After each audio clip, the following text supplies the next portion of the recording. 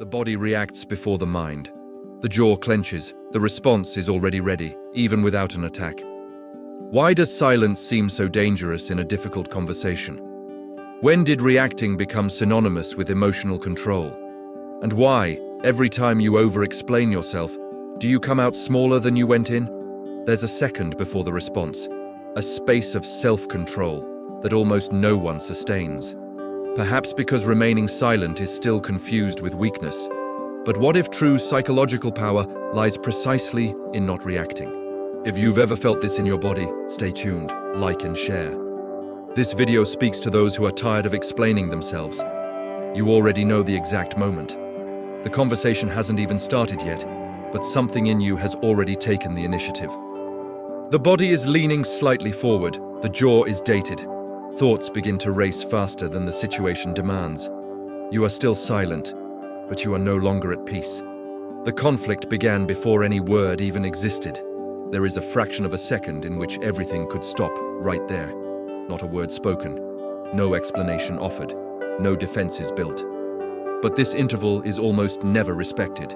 Something inside stirs when it senses the risk of being misunderstood. Because, for you, being misunderstood still sounds like a real threat. It's not anger yet. It's anticipation. It's the fear of appearing less than one really is. And that's where the game begins. You feel the need to take a stand, even before being attacked. To clarify before they distort it. Respond before silence is used against you. The impulse doesn't come from the other person. It comes from within. Silence, which could be a space, becomes a threat. Space is only tolerable for those who don't need to occupy it in order to exist. An emptiness that demands immediate filling, and you fill it in. Too many words, with lengthy justifications, with explanations that nobody asked for. The scene is always similar. You speak trying to maintain control, but something slips out. The more he explains, the more he feels he needs to explain. The more you react, the further you become from yourself. And that gap is the price you pay to avoid losing ground. It's not about winning an argument. It's about not being able to bear the feeling of not being in control of one's own image. There is a subtle, almost elegant tension in that moment. From the outside, it looks mature. Internally, it's urgent. The urgency of being understood. The urgency of not coming out on the losing end. The urgency of not appearing weak. And while this urgency prevails, silence becomes impossible. Not because you don't know how to keep quiet, but staying quiet there seems to mean losing ground. Something inside you believes that if you don't react now, something will be taken from you. Respect, value, position. This belief doesn't shout. She whispers. And that is precisely why she is obeyed. Before you know it, you're already inside. He's already explaining it. He's already defending it. He's already trying to control what the other person will think. And the strangest thing is that all of this happens too fast to be consciously aware of. It doesn't seem like a choice. It looks like a reflection. Only later, when the silence finally arrives, do you feel it? No relief. A displacement. Something was left behind in that conversation, and you still don't know exactly what it was. You'll realize it later, always afterwards. The conversation ends, the tone lowers, the other person changes the subject or leaves, and then you're the only one left, alone with his own body. His shoulders are tense, shortness of breath, the mind going over each sentence spoken, searching for where it could have been said differently. Not to win, to understand where something went wrong. It is at this moment that the feeling appears, discreet but precise. As if something had been ripped away without a sound. You haven't lost the argument. You were not humiliated. You were clearly not defeated. But it came out smaller. Because he gave in where he thought he was asserting himself. There is a loss that is neither social nor verbal. It's internal. A kind of silent misalignment. Before the conversation, you were completely fine. During that time, it became fragmented into responses. Then he tries to compose himself, but something doesn't go back to normal. The energy is low. It's not physical fatigue. It's drainage. You feel you've said more than you needed to, which was explained to those who had already decided not to listen. That granted access to parts of his body that should not have been up for debate. And the most unsettling thing is realizing that nobody asked for this. You offered. There's a subtle shame in this acknowledgement. There's no shame in making mistakes. The shame of having exposed oneself unnecessarily. Because deep down, you know that explanation didn't change anything. You know that reaction didn't solve anything. You know that defense didn't protect you. The other one did the same. You're the one who changed. Something on its axis shifted. You feel it in your body, not in your mind, as if it had left its own center to occupy a place that was not its own. And then comes the attempt to justify one's own reaction. I needed to talk. If I stayed quiet, it would seem like I agreed. We couldn't leave it like that. These phrases offer no relief. They only reveal the effort to avoid facing the real loss. Because what was lost, there was not reason. It was a presence. And presence is not something you negotiate without causing harm. You were there to support something. And he went out trying to prove it. This is the invisible loss. Nobody applauds. No one is accusing anyone, but she charges. And he always charges from the same place. Nietzsche said, in a conceptual reading, that whoever reacts relinquishes control. True strength lies not in responding to the blow, but in not being swept away by it.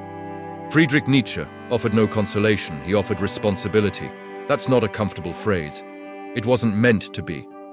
Because it dismantles a very widely accepted belief that reacting is a sign of presence, that responding quickly is a sign of intelligence, that defending oneself is a matter of dignity.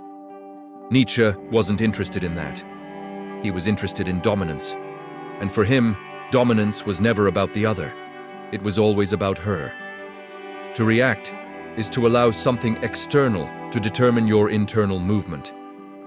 It was the only way to avoid becoming a slave to the stimulus. It's letting the tone, the provocation, or the expectations of others dictate your actions. Even when you think you're asserting yourself, you're already obeying. The reaction appears active, but it stems from a lack of control. It happens before you choose it, before you evaluate, before I support it. That's why she gets tired. That's why it drains. That's why afterwards, there's this strange feeling of having been pulled into a place you didn't want to be. Nietzsche saw this with unsettling clarity.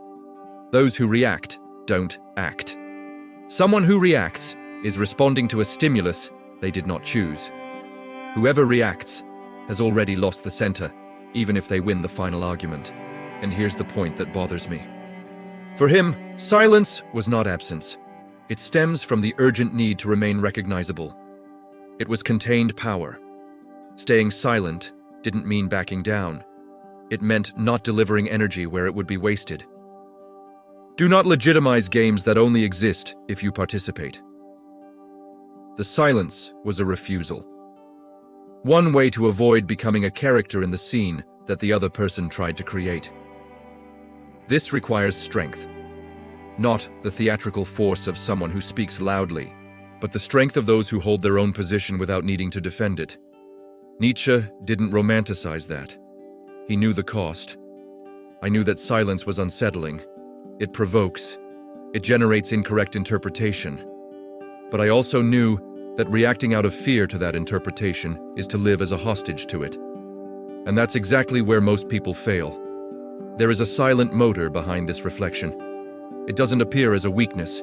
It appears as a concern for one's own image. You react because you don't want to be seen as someone who accepts it. You explain why you don't want to be mistaken for someone who doesn't know. You join the conversation because you do not want to take the place of those who feel left behind. The problem is that this impulse doesn't come from strength.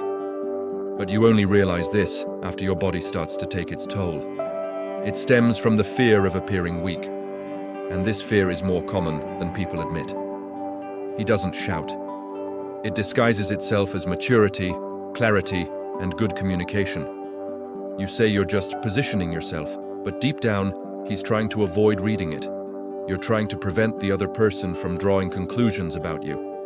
This attempt comes at a cost, because every time you over-explain yourself, you lose focus. Move from the position of the one who chooses to the position of the one who reacts. There is an implicit belief at play there. The idea is that if you don't respond, it loses value. Silence is interpreted as submission. To remain silent is to give the other person reason. This belief was not a conscious choice. She was taught, reinforced in environments where those who speak the most seem the most powerful, where those who justify themselves are seen as correct, where silence always needs to be explained later. Over time, you internalize it, and then he starts to feel physical discomfort when he doesn't react. The body demands action, the mind constructs arguments, everything to avoid the feeling of vulnerability. However, this vulnerability is poorly understood. It's not weakness. It's an exhibition, and you learned early on that putting yourself out there is costly. Then try to control the scene, anticipating misunderstandings, tie up the meaning before it escapes. The outcome is predictable.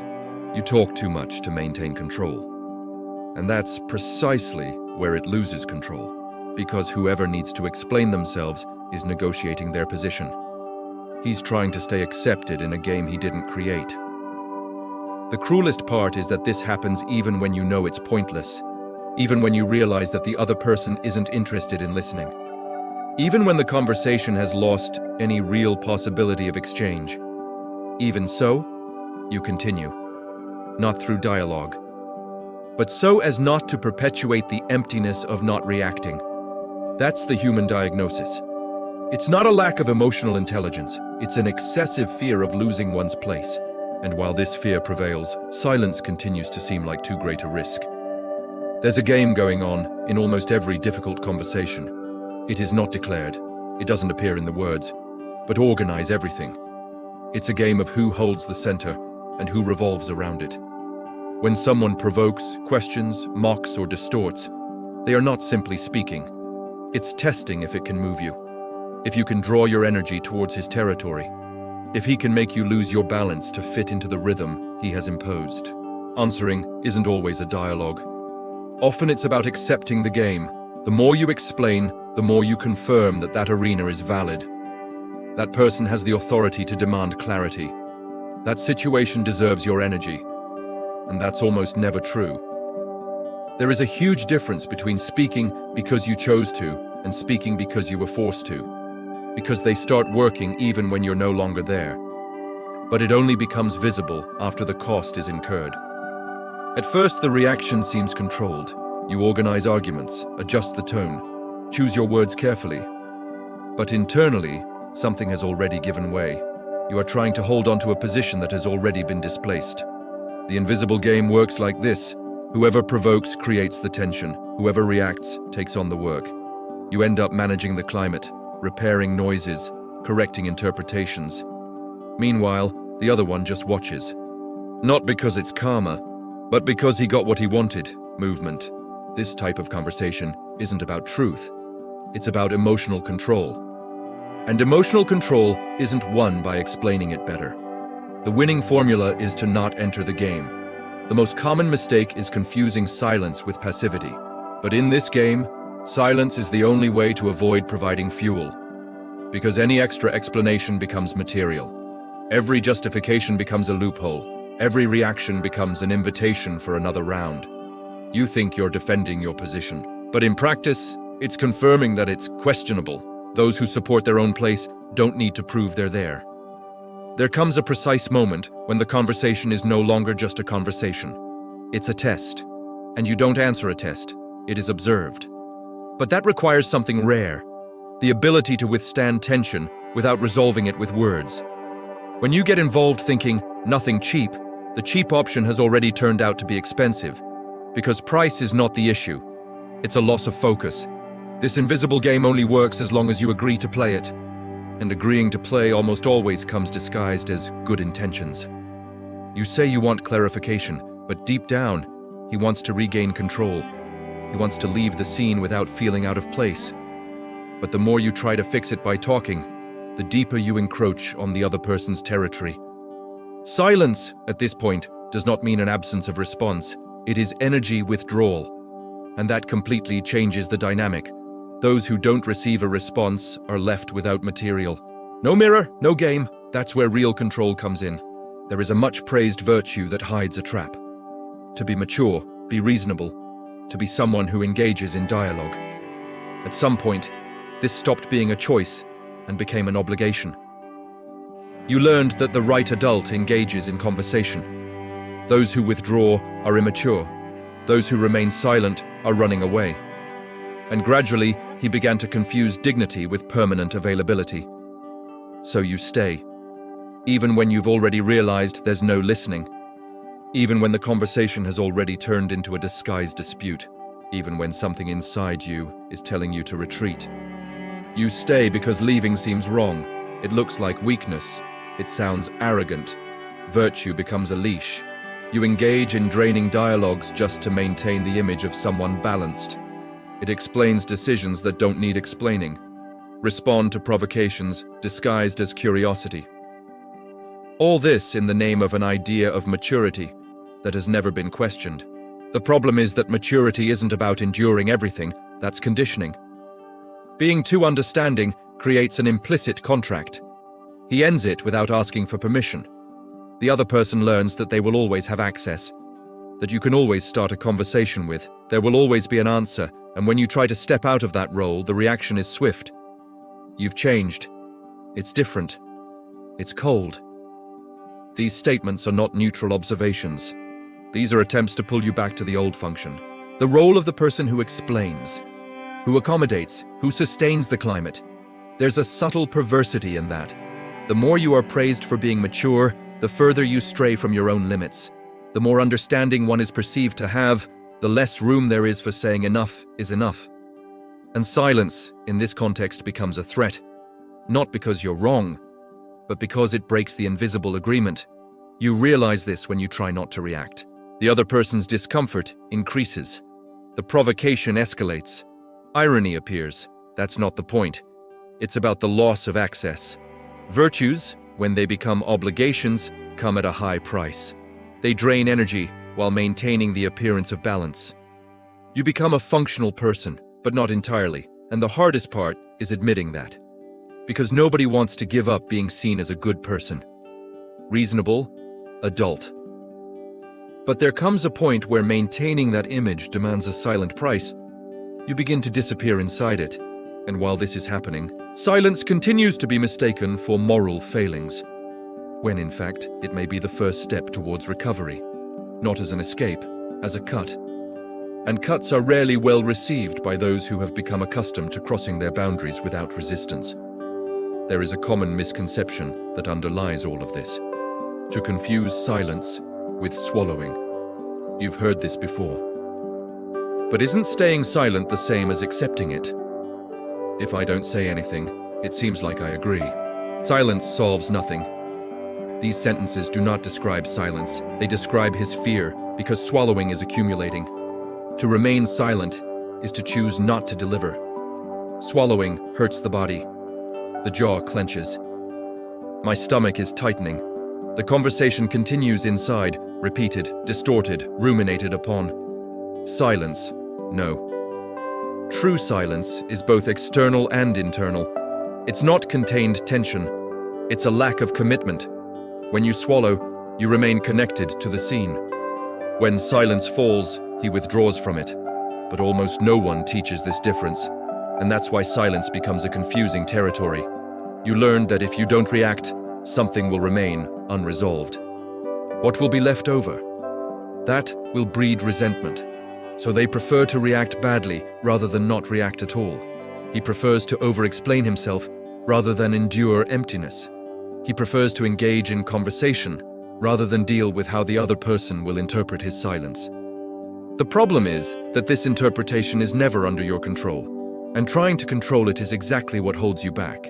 When you choose silence, something happens. Not immediately, not clearly. The other one finds it strange. Insist. Ask if everything is all right. Provoke it a little more, not because I want to solve it, but because he lost the mirror. Without your reaction, the game becomes skewed. Without his explanation, the narrative doesn't make sense, and that's annoying. This is the point where most people give in, to relieve tension, so it doesn't seem strange. to normalize the situation. And in doing so, he teaches. It teaches that all it takes is a little persistence for you to start speaking again. Silence cannot be sustained. That in the end, you always explain. Maintaining silence requires overcoming this initial discomfort, not the other one, the discomfort of not correcting the misreading, not adjusting the climate, not defending oneself. That's not swallowing, it's cutting. Swallowing keeps the bond active, silencing it interrupts it. But this interruption is interpreted as aggression by those who have become accustomed to having access. And that is why silence is attacked. They call it coldness, out of pride, due to a lack of dialogue. These accusations serve a purpose, pulling you back. And if you don't realize this, you're confusing firmness with harshness, and ends up giving in so as not to feel like a bad person. Except there's a huge difference between being tough and being whole. Complete silence does not accumulate. And density is non-negotiable in a group. They delimit. He doesn't swallow, it's over. And that's exactly why he's so frightening. When you don't react, the environment senses it. Not in a noble way, instinctively. People are used to certain places being occupied, certain roles are being fulfilled. And when someone deviates from the script, something gets out of hand. You can tell by the change in tone, in the pointed question, in the irony that appears where there was once normality. Everything is fine? You're acting strange. Why did he stay quiet? These questions are rarely born from genuine curiosity. These are attempts to restore the previous standard, to pull you back into the familiar position, because when you react less, the other person has to deal with you more. Without his explanation, all that remains is silence. Without his defense, all that remains is projection. And that's annoying. Some interpret it as contempt. Others, like coldness. Others see them as a threat. Not because you did something aggressive, but because it removed something that sustained the dynamic. You stopped managing the weather, to dampen the tension, to offer ready-made meaning.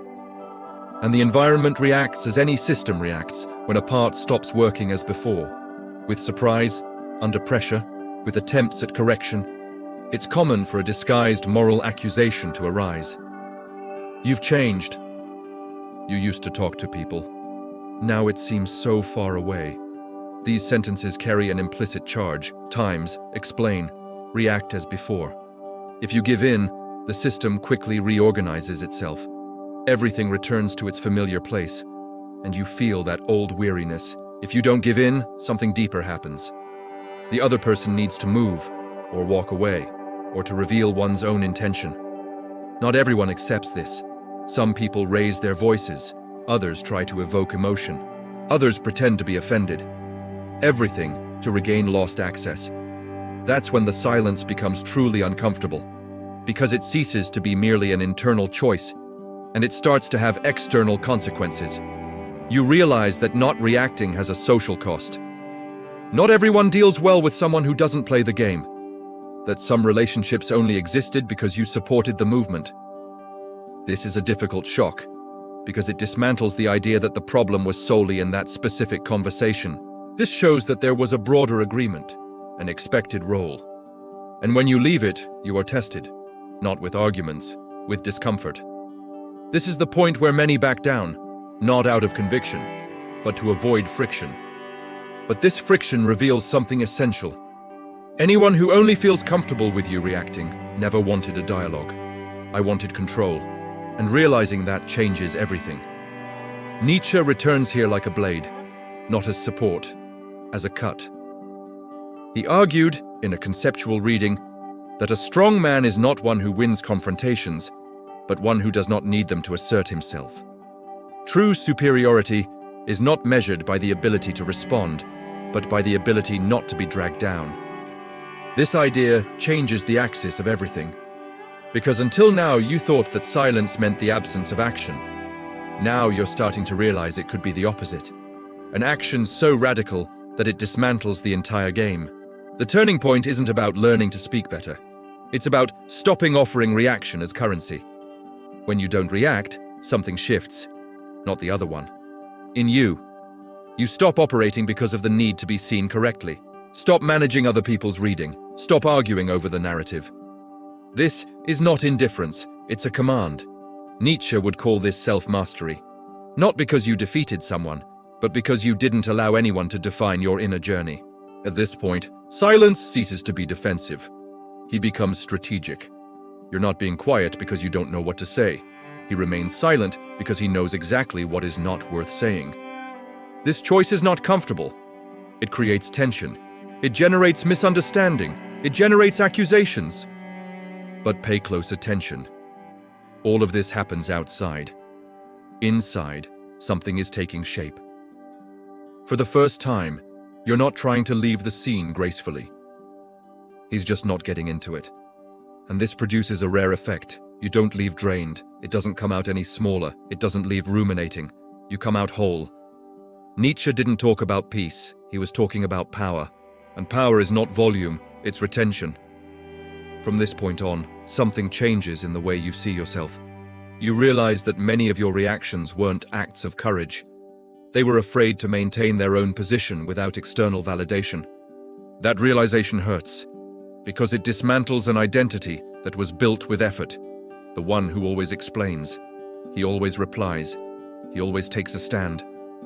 But along with the pain comes something harder to ignore. A strange feeling of silent strength.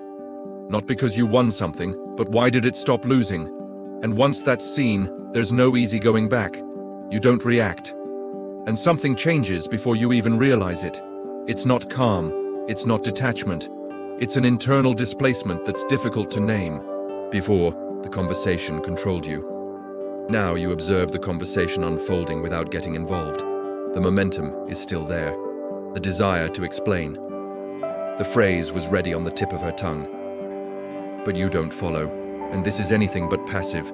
It is a conscious act of not moving. There is a huge difference between silence due to incapacity and silence by choice.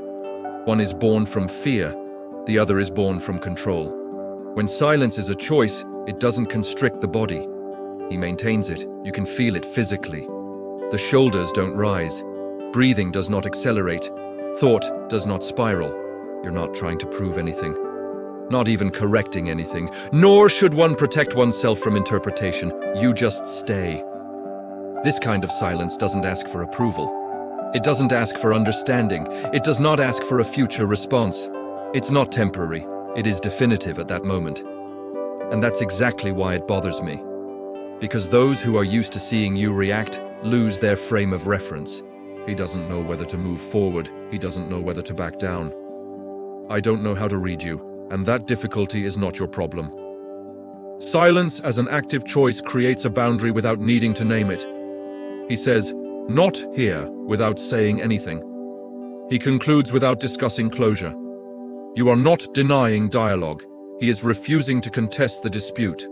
And that changes everything. You begin to realize that many conversations only existed because you accepted the role of sustaining them. Without your explanation, defense, or reaction, they collapse on their own. Some people drift away. Others reveal themselves. Others attempt one last provocation, as if testing whether the silence is real. That's where the choice becomes more complex. Because keeping silent on this point isn't easy. It's the moment when you feel the social weight of autonomy. But it is also the moment when something essential is consolidated. You are no longer available for games that cost you your integrity. And this unavailability doesn't need to be announced. She manifests herself. Silence ceases to be absence, it becomes a dense presence. You are there, whole, without asking permission to be there. This is the kind of control that doesn't yell, it doesn't explain, no negotiation. He simply doesn't react. And those who notice, feel it. There is a type of person who starts to distance themselves when they realize this, not because I disagree, but because he can't stand the idea of not having an immediate reaction, like a mirror. This content is not for those who want quick answers. This is for those who have already realized that responding has become a way of disappearing. Not even for those who need to win arguments to feel whole. It's for those who have already realized that constantly reacting comes at too high a price. And learning to be silent is not retreat, it's repositioning. If you're still here, it's not out of curiosity, it's recognition. because only those who are tired of explaining too much stay. Those who have already understood that control is not about convincing, but about choosing where to direct their energy. This space exists precisely for that purpose. To challenge patterns that seem too normal to be questioned. To stop reflexes that drain without making a sound. There are no promises here, just cut it. And those who stick around aren't looking for comfort. He is willing to face the cost of sustaining his own agenda without an audience. Following this type of content doesn't change your image, change your relationship with her. And that's no small thing, but it's crucial. From this point on, silence ceases to be a technique. It becomes an identity in construction, and not everyone will follow along. There comes a point where it's no longer about conversations. It's about identity, about who you need to be so you don't have to explain yourself, regarding the type of presence that doesn't depend on reaction to exist. Staying silent is not a social technique. It's an existential cost, because when you stop reacting, you lose some things. Easy access is lost. It loses automatic sympathy, loses the role of someone who always accommodates. And what's left isn't light. You're left without the buffer of approval, without the pretense of good intentions, without the alibi of, "I was just trying to talk." This is the point where many people back down. Not because I disagree, but because sustaining this place requires an internal exchange. You stop being the one who reacts and start being the one who observes. Stop being the one who explains and start being the one who chooses. It stops being the one that sustains the climate and starts being the one that sustains its own axis. This changes the way you occupy any space. Meetings, relations, silent conflicts. You don't go in to win. Go in knowing if you're going to get in. And often, it doesn't go in. Not out of superiority, but for the sake of clarity. This kind of silence doesn't make you look any better. It makes you lose characters. And losing characters hurts, because some of them gave you a sense of belonging. But there is a point of no return. When you realize that every time you react unnecessarily, something inside you dissolves. And every time she sustains the silence, something condenses. It's not comfort, it's density. It is not peace, it's integrity. The remaining question is not a social one. It is ontological. Who do you need to abandon so you no longer have to defend yourself? There is a cost that almost no one accounts for. Every time you explain yourself unnecessarily, you reaffirm an old agreement. A silent agreement where you commit to being understandable before being whole. This agreement was not signed knowingly. He developed gradually, in conversations where you gave in to avoid tension, in silences that you broke so as not to seem harsh, in explanations he gave. He did so only to avoid perpetuating the emptiness. At some point, this became part of our identity, and identity comes at a high price when it is not chosen. There is a book circulating in this territory that doesn't promise an easy way out. The Forgotten Agreement by Luciana Santos does not appear as a solution. It appears as an unwelcome mirror, as a record of an internal pact that many people uphold without realizing it. He doesn't teach you how to win arguments. It exposes the psychological cost of needing to always be available, always clear, always reacting. Whoever finds this book in the pinned comment will not find relief. You will find recognition of the cost, and perhaps that's the most that can be offered. Now, the question is not whether silence works. You've already felt that it works. The question is different, and it cannot be resolved here. In what situations do you still react not by choice, but out of fear of losing your place?